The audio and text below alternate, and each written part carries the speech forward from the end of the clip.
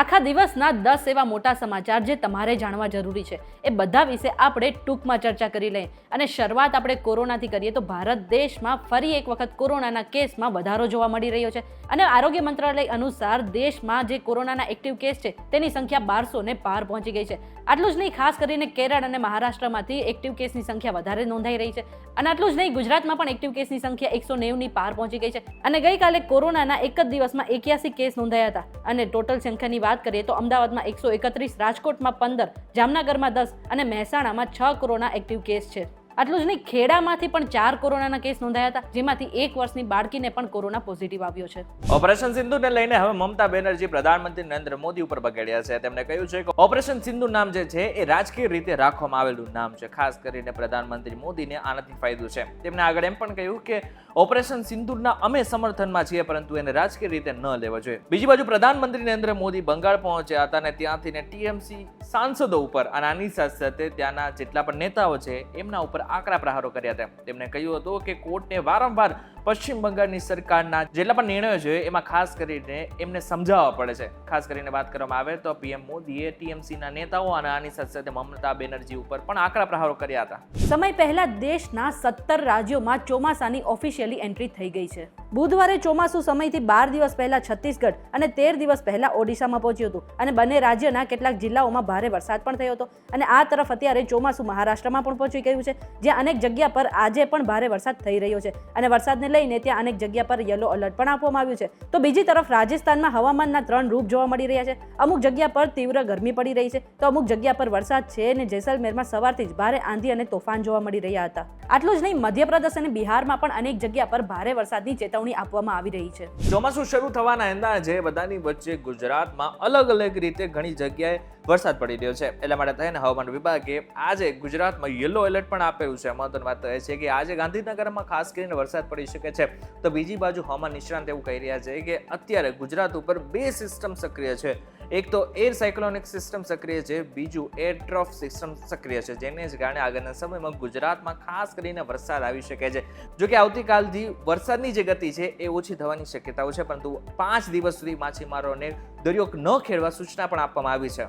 હજુ તો ચોમાસું બેઠું નથી, એવામાં જે કમોસમી વરસાદ પડી રહ્યો છે તેને જ કારણે અનેક જગ્યા પર તંત્રની પોલ ખુલી ગઈ છે. બનાસકાંઠા, પાટણ, મહેસાણા અને અરવલ્લી સહિત અનેક જિલ્લાઓમાં વરસાદી માહોલ છવાયો છે. પરંતુ આની સાથે જ સામાન્ય વરસાદ આવતાની સાથે ઠેર ઠેર પાણી ભરાવાની સમસ્યા થઈ ગઈ હતી. આટલું જ નહીં, નીચાણવાળા વિસ્તારો અને અંડરપાસમાં પણ પાણી ભરાઈ જતા હતા, જેના કારણે વાહન ચાલકો પણ પરેશાન થયા છે. અને આ સાથે સાથે અમદાવાદમાં પણ થોડો જ વરસાદ આવતાની સાથે અનેક જગ્યા પર પાણી ભરાયા હતા. અને આને જ કારણે લોકો તંત્ર સામે સવાલ પણ ઉઠાવી રહ્યા છે. કડી વિધાનસભાની પેટા ચૂંટણી ટૂંક સમયની અંદર યોજાવાની છે, પરંતુ એ બધાની જ વચ્ચે અત્યારે ફોર્મ લેવાની શરૂઆત થઈ છે. પરંતુ માનવામાં નહીં આવે, પરંતુ ભાજપમાંથી ચૂંટણી લડવા માટે લગભગ 60 જેટલા ઉમેદવારોએ નોંધણી કરાવી છે. સેન્સ પ્રક્રિયામાં ઉમેદવારી માટે પિતા પુત્રએ પણ નોંધાવી છે દાવેદારી. આની સાથે દસરાના પૂર્વ ધારાસભ્ય પૂનમ મકવાણા અને ગાંધીનગરના પૂર્વ મેયર હિતેશ મકવાણાએ પણ દાવેદારી કરી છે. અભિનેત્રી રોમા માણેકના પતિ હિતેશ મકવાણાએ પણ પોતાનું નામ નોંધાવ્યું છે. લોકગાયિકા કાજલ મહેરાએ પણ ટિકિટ માંગી છે. દિવંગત ધારાસભ્ય કરશન સોલંકીના દીકરા પિયુષે પણ પોતાની દાવેદારી નોંધાવી છે. પૂર્વ સાંસદ રતિલાલ વર્માના દીકરા રમણલાલ વોરાના સંબંધી અશ્વિન બેંકરે પણ ટિકિટ માંગી છે. ભાજપના અનુસૂચિત જાતિના મોરચાના નેતાએ પણ પોતાની દાવેદારી નોંધાવી છે. જોકે આમાંથી જેટલા પણ લોકોએ પોતાની દાવેદારી નોંધાવી છે એમણે એકચ્યુઅલી નેતા તરીકે સેવા આપી છે કે શું છે એને હજુ સુધી કોઈ નથી જાણી શક્યું.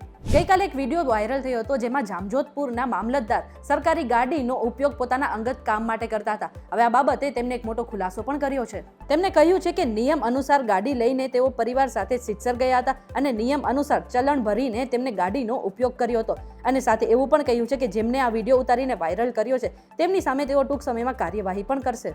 જાણીતું છે કે જામનગરમાં પ્રજાને પૈસે ચાલતી ગાડીનો મામલતદાર અંગત ઉપયોગ કરતા હતા, તેના કારણે લોકો વચ્ચે તેઓ ચર્ચાનો વિષય પણ બન્યા હતા. હિંમતનગરના મોતીપુરા વિસ્તારમાં જે યુજીવીસીએલની કચેરી આવેલી છે ને, ત્યાં લોકોએ હોબાળો મચાવ્યો હતો. લગભગ 500 લોકો એક જગ્યાએ ભેગા થઈ ગયા હતા. હવે એની પાછળનું કારણ એ છે કે લગભગ 10 દિવસથી ઘણા બધા લોકોને લાઇટની સમસ્યા આવી રહી છે. ઘણા બધા લોકોના ઘરે મા બાપ છે, ઘણા બધા લોકોના ઘરે વૃદ્ધો છે અને ઘણા બધા લોકોના ઘરે જે સ્ત્રીઓ છે એ હેરાન થઈ રહી છે. ખાસ કરીને જાણવામાં એ પણ મળ્યું છે કે ઘડે ને ઘડે એટલે કે દિવસમાં કેટલી બધી વખત લાઇટ જતી રહી છે, જેના જ કારણે લોકો ત્રાસી ગયા છે અને બધા જ લોકો યુજીવીસીએલની કચેરીએ પહોંચ્યા હતા. મારે દક્ષિણામાં પીઓકે જોઈએ છે, આવું કહ્યું છે રામભદ્રાચાર્યએ, અને આ વાત તેમને આર્મી ચીફને કહી હતી. આજે ભારતીય સેનાના આર્મી ચીફ ઉપેન્દ્ર દ્વિવેદી ચિત્રકૂટ પહોંચ્યા હતા, જ્યાં તેમને જગતગુરુ રામભદ્રાચાર્ય સાથે મુલાકાત કરી હતી અને સદગુરુ આંખની હોસ્પિટલમાં સિમ્યુલેટર મશીનનું ઉદ્ઘાટન પણ કર્યું હતું. આ મુલાકાત બદલ સેનાના પ્રમુખે તેમને દીક્ષા આપી હતી અને આ સમયે જગતગુરુએ તેમની પાસેથી દીક્ષામાં પીઓકે માંગ્યું હતું.